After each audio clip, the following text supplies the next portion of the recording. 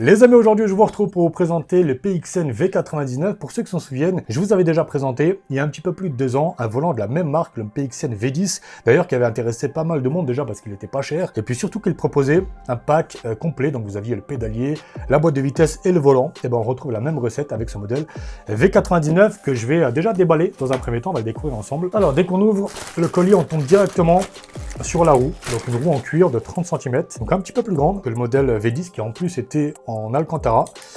Alors au niveau de la prise en main, c'est pas mal, on a les palettes qui tombent bien. Ici on a en dessous les palettes analogiques. Là vous avez donc le système de filetage qui va venir nous permettre de venir visser la bague qu'on va retrouver tout à l'heure sur la base, que je vais vous présenter. En façade on a une espèce de plaque, je pense en alu, j'en sais rien, en métal, avec des boutons sur les côtés. On a les boutons Xbox, puisqu'il faut savoir qu'il est compatible PlayStation 4, PC, Xbox One S, One X, Series S, Series X. Il n'est pas compatible PlayStation 5. Alors il n'y a pas d'LCD, il n'y a pas de LED, puisqu'il faut savoir que le pack est accessible à hauteur de 230 balles sur Amazon, donc voilà, faut pas non plus être exigeant d'avoir du LCD ou du LED. Il y a vraiment l'essentiel pour pouvoir naviguer et le système de compatibilité avec les consoles que je vous ai cité. Donc quelque chose de plutôt standard, du 30 cm en cuir. On va découvrir un petit peu le reste dans le carton. La boîte de vitesse qui ressemble typiquement à celle du modèle V10 avec 6 rapports. 6 rapports et puis la 6e se passe sur la marche arrière. Du moins la marche arrière se passe sur le 6e rapport en appuyant sur le pommeau. Là vous avez les deux boutons, Low Height et le bouton de frein à main. Alors Low Height, je crois que c'est l'étagement de boîte lorsqu'on est sur ETS2 par exemple. Alors n'hésitez pas à me corriger, mais moi je pense que c'est cette fonctionnalité là. De toute façon je pense qu'on peut aussi le mapper sur autre chose. Le bouton de frein à main, le système de fixation avec le bureau. Après voilà, c'est quelque chose de vachement compact. C'est une question de prise en main. Et puis ça reste encore une fois un élément dans le pack tout compris. Alors là on a le cœur du produit, à savoir la base. C'est pas très lourde et qui propose 3,2 Nm de couple. Donc c'est un petit peu moins de ce qu'on avait sur le T300 RS à l'époque. Alors c'est pas du direct drive hein, évidemment. Ici je vous ai dit c'était l'espèce de bague qui va venir se fileter sur l'arrière de la roue que je vous ai présenté.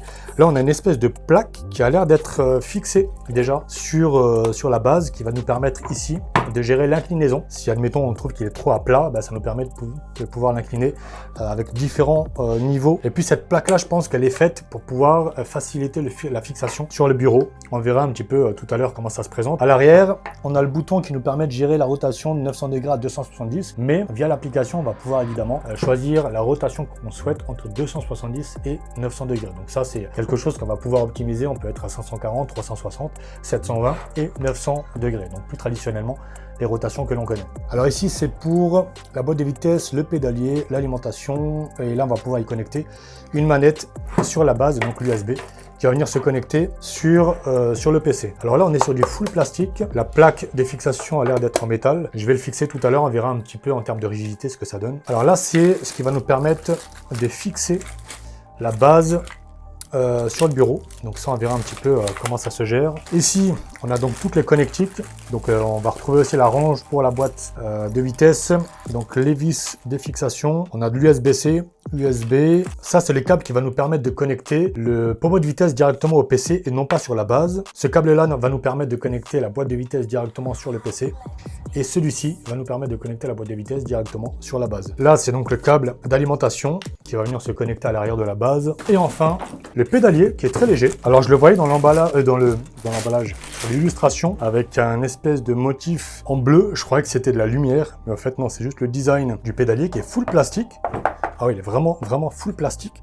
Les pédales sont balèzes. Elles ont vraiment, voilà, elles prennent vraiment du volume. Elles sont compactes, mais elles sont balèzes. Là, on peut voir qu'on peut juste les gérer en termes de positionnement gauche ou droite pour les resserrer ou les éloigner. Mais c'est du full plastique. Hein. Même sur le système de fixation à l'arrière, on est vraiment sur du full plastique. En termes de force sur l'accélérateur, l'embrayage, ça a l'air d'être le même. Et sur le frein, c'est vraiment, ouais, ça diffère un petit peu de l'accélérateur, mais c'est vraiment très léger.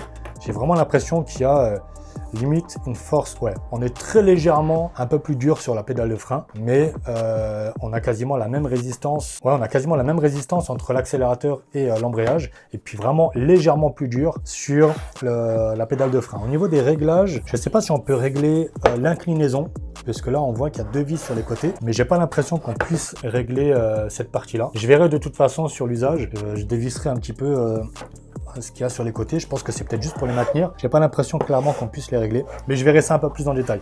À l'arrière, on a les connectiques, donc le RJ, encore une fois, je crois que c'est peut-être même du RJ45 et l'USB-C avec un bouton reset, j'ai l'impression, ou allumage. Mais encore une fois, les connectiques que je vous ai présenté tout à l'heure, libre à vous de brancher le pédalier ou le shifter directement sur le PC. Mais bon, pour économiser des ports USB, mieux vaut directement les connecter sur la base. Après, on peut très bien utiliser le pédalier là avec un autre volant. C'est aussi pour ça que les connectiques sont faites pour pouvoir dissocier les éléments sans avoir besoin d'avoir ou obliger la personne à avoir un écosystème complet. Donc je vais prendre le temps d'installer tout ça sur le bureau et on le testera in-game pour voir un petit peu ce que ça donne et comment c'est géré via l'application. Et je vous retrouve sur Assetto Corsa à l'intérieur de la BMW M3 E30, la version Drift avec le tracé Drift que vous connaissez. J'ai pris le temps donc d'installer la base sur le bureau avec les espèces de fourches qui sont fournies. On serre la vis de chaque côté et ça plaque l'ensemble sur le bureau. J'ai installé et fixé aussi la boîte de vitesse que j'ai connectée en RJ45 à l'arrière de la base, tout comme le pédalier. Et j'ai installé l'application PXN Wheel que vous allez pouvoir trouver assez facilement via le store. Je vais juste agrandir la fenêtre pour vous montrer. Et dès que vous lancez l'application, vous sélectionnez donc le volant. Donc là, c'est le PXN V99. La connexion se fait en instantané. Et vous allez le voir, admettons, si je tourne le volant. Là, vous avez, admettons, l'angle de rotation. Si je le modifie, vous pouvez voir que dans l'habitacle, ça a tendance à se mettre à jour en fonction de la rotation que j'aurai sélectionné. La validation se fait en instantané, il n'y a pas de bouton pour appliquer un effet, tout comme ici les différents curseurs d'effets liés au retour de force. D'ailleurs, le retour de force, il est à 90%. Ici, vous avez donc les différentes touches du volant que vous allez pouvoir mapper. L'onglet pédale, vous allez pouvoir choisir la courbe de réponse de chaque pédale et le levier de vitesse, vous allez pouvoir aussi mapper différentes touches sur la boîte de vitesse. Bon, il n'y a aucun intérêt, mais en tout cas, c'est disponible, tout comme les deux boutons que je vous avais évoqués, Low Height qu'on va pouvoir aussi mapper ou le bouton de frein à main. Là, on va se lancer une petite session de drift parce que j'estime que c'est un bon moyen de voir comment un volant se comporte. Hein. On est amené à malmener la bagnole dans tous les sens. Donc, comportement du châssis, du train avant, arrière, au niveau du grip aussi, et de voir un petit peu le retour de force, comment il réagit. Il ne faut pas oublier que c'est un volant petit budget. On est, comme je vous l'ai dit, autour des 230 € en comparaison à un G29 qui propose aussi typiquement un technologique, je pense qu'il doit être similaire, avec un pédalier 3 pédales. Par contre, la boîte de vitesse est séparée. Mais admettons, sur un G29 avec la boîte de vitesse, vous êtes à plus de 300 €, 310 €, alors que celui-ci, vous en avez pour 230. Il y a moins de couple. Et par contre, celui-ci, vous avez la possibilité de changer la roue. Si vous le souhaitez, avec l'espèce de bac que je vous ai montré. Je vais voir un petit peu comment ça se comporte.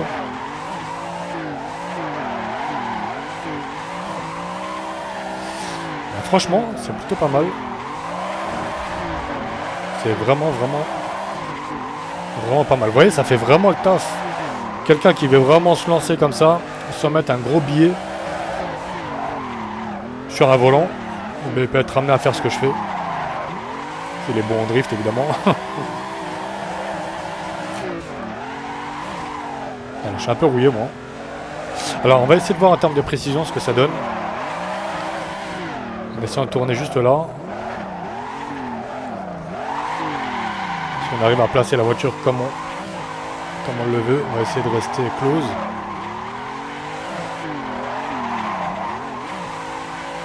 Ouais, en fait, le volant va présenter plus de la résistance. Et d'ailleurs, lorsqu'on le tourne, on va sentir les différents crans. Un petit peu la même sensation qu'on a sur les volants Logitech de l'époque, G25, G27. Lorsqu'on tournait, on avait un système de crans. On sentait d'ailleurs, et on le sent ici. Lorsque je tourne, je sens les différents crans à l'intérieur. Parce que c'est vrai que lorsqu'on est sur du direct drive, on n'a pas du tout cette sensation-là. On peut même d'ailleurs tourner un volant à l'infini. Lorsque le volant est déconnecté, là ce n'est pas le cas. Il y aura une butée forcément, puisque ça tourne jusqu'à une butée à gauche et une butée à droite pour constituer la rotation de 900 degrés. Je voulais revenir aussi sur un truc sur le pédalier. Je vous avais évoqué les deux vis qui maintenaient la pédale. Est-ce qu'elles étaient amenées à pouvoir se dévisser et régler la pédale? Et c'est le cas, puisque là vous avez pu voir sur l'unboxing, les pédales étaient inclinées un petit peu vers l'avant. En fait, lorsque vous dévissez les deux vis de chaque côté, ça permet de les redresser, les mettre à la verticale pour pouvoir s'adapter à un châssis, parce que généralement, lorsqu'on a un châssis en profilé, par exemple comme chez moi, l'assise est beaucoup plus basse. Donc forcément, si les pédales sont inclinées vers l'avant, c'est un petit peu contraignant lorsqu'on cherche à appuyer à fond, alors qu'on a une assise vachement basse. Donc il faut redresser les pédales. Bon, on peut le faire avec du profilé, mais on peut redresser du coup les pédales et les mettre à la verticale par rapport à la base. Donc effectivement, les deux vis en question, j'avais un doute. Mais en regardant la documentation, j'ai pu voir que les deux vis permettaient justement de pouvoir régler les pédales en hauteur, les incliner un petit peu plus vers l'avant, enfin vers nous, et sans oublier les deux vis qui permettent de pouvoir positionner les pédales gauche-droite, de pouvoir les éloigner pardon, ou les rapprocher.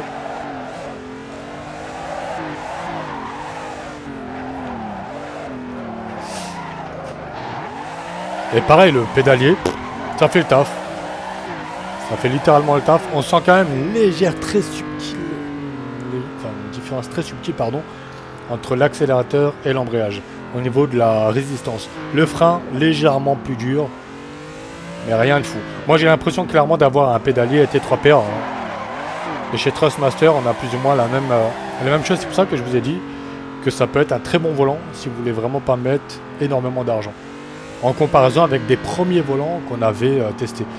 Parce que on a malheureusement tendance à vouloir le comparer avec du Moza, du Fanatec, du Simucube. Loin de là. On n'est pas du tout là-dedans. Il faut revenir quelques années en arrière et revenir sur nos premiers volants, à savoir du Logitech. Mais sauf que là, on est sur des volants qui nous permettent de mettre la main sur un pack complet pour pas cher et compatible avec les consoles. Alors je dirais pas nouvelle génération parce que PlayStation 5 il est pas compatible. Mais voilà, de nous permettre en tout cas de pouvoir rendre un volant compatible avec les consoles beaucoup plus récentes que ce qu'on avait à l'époque G25, G27. Là, c'est le cas pour celui-ci. Et franchement 30 cm c'est plutôt pas mal quand je repense au volant minuscule du V10. Bah là c'est déjà une bonne chose qu'ils aient proposé un volant 30 cm comme celui-ci. Alors ce qu'on va faire, c'est qu'on va essayer de faire un test sur Assetto Corsa Competition, parce que là, je suis en boîte en H, on teste ça en drift, mais l'idée, c'est de voir un petit peu ce que ça va donner avec une GT3 et comment ça se comporte sur Assetto Corsa Competition avec les palettes. Nous voici maintenant sur Assetto Corsa Competition, on est sur le Nürburgring GP, en haute lap, avec la BMW M4 GT3, comme d'habitude. On va se faire un petit haute lap pour voir un petit peu comment le volant se comporte et de voir si on arrive à taper un chrono et de voir comment ça se comporte en termes de prise en main avec les palettes cette fois-ci, parce qu'on était avec en boîte en H avec l'Alfa Romeo. Ok. Allez, let's go. Donc là, retour de force, pareil, 90%, j'ai rien touché.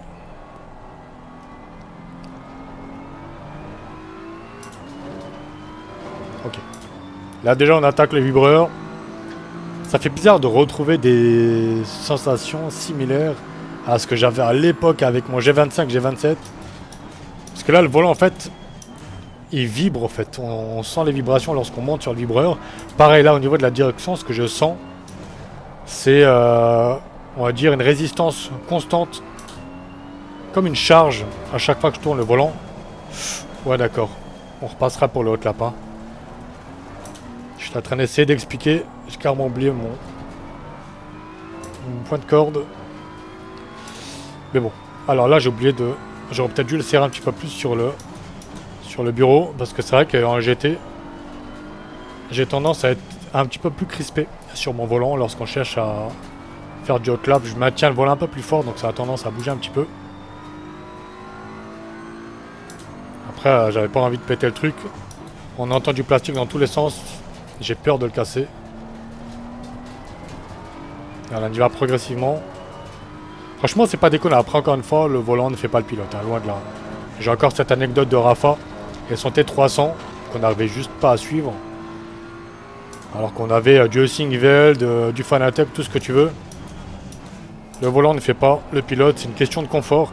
Là, par exemple, je monte sur le vibreur et j'ai pas d'infos. Que j'aurai évidemment sur un volant direct drive qui va à la moindre petite secousse nous donner l'information sur le volant, quelle qu'elle soit. Là on est vraiment sur un volant encore une fois d'entrée de gamme, du petit budget. On va pas aller chercher des pics à 15, 20, 25 Nm de couple. Au premier tour, je sais pas combien on tourne mais c'est pas ouf. On est à 1,56,5, ok. On va essayer d'améliorer pour voir. Parce que là, déjà, honnêtement, en termes de prise en main, c'est pas déconnant. Moi, pour le tarot, il faut juste être logique et cohérent entre les sensations qu'on peut avoir sur le pédalier, sur le volant, et le prix affiché. Voir un petit peu quel est le public cible, pardon.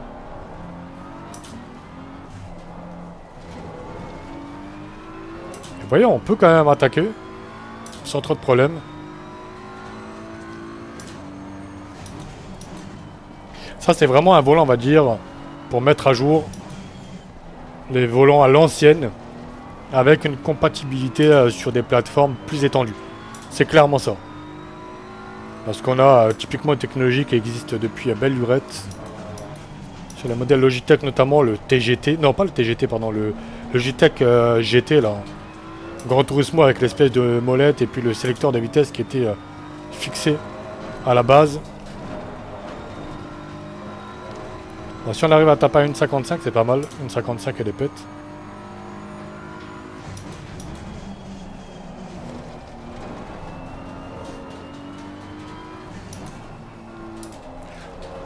Je pense qu'il faut vraiment le fixer à un châssis.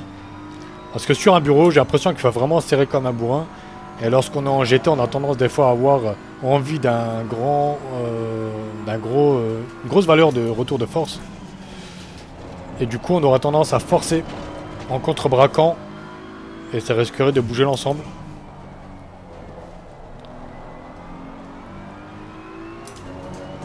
Je sais pas si on a fait mieux que tout à l'heure. Ah ben voilà, une 55,5. Je crois que mon record il doit être à une 54. Il y a des pètes, une 54,3 je crois. Alors les palettes pareil, on a l'impression que on a une sensation un petit peu analogique, on sent pas le clic.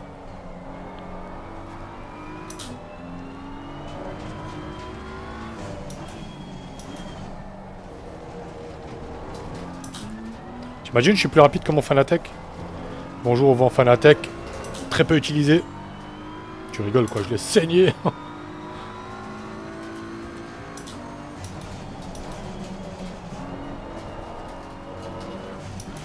C'est bizarre de pouvoir appuyer comme un bourrin sur les pédales. J'ai l'impression de mieux gérer.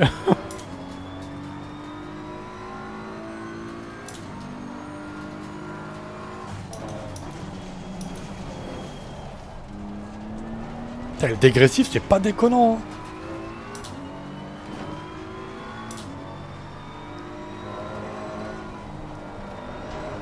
On a perdu du temps. Ouais.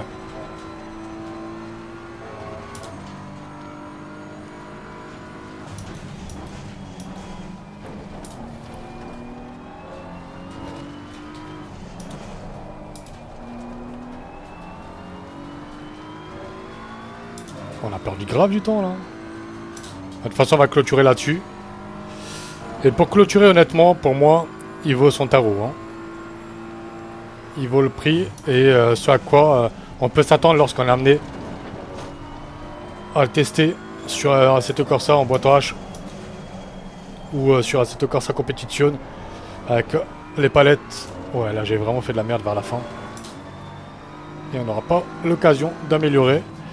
Mais voilà, c'était déjà le moyen de pouvoir voir dans une situation haute lap comment ça se comporte. Je pense que le défaut c'est aussi de devoir resserrer. Vous voyez, ça a quand même bien bougé. Il y a les deux vis sur les côtés. Je pense qu'il faut resserrer un petit peu plus les boulons pour le plaquer correctement. Mais encore une fois, j'ai eu peur de le péter. Il y a déjà la plaque en métal. Je pense que sur un châssis, ça fera nettement mieux le travail. Et puis après, la boîte à H, voilà, c'était l'occasion de voir un petit peu comment elle se comportait avec l'Alpha. C'est du basique. On a l'essentiel pour pouvoir s'amuser comme il faut. Donc j'espère en tout cas que cette découverte vous aura plu. Si vous avez des questions, n'hésitez pas à les poser dans l'espace commentaire. Et puis pour ceux qui ont déjà testé ce volant-là, partagez aussi votre expérience de jeu en commentaire. J'espère que cette découverte vous aura plu, vous aura intéressé et vous aura donné un maximum d'infos pour ceux qui seraient potentiellement intéressés par le produit. Encore une fois, je vous mettrai aussi le lien en description. Et je vous souhaite de passer une excellente journée, une excellente soirée. Prenez soin de vous et on se dit donc à très bientôt. Ciao, ciao tout le monde.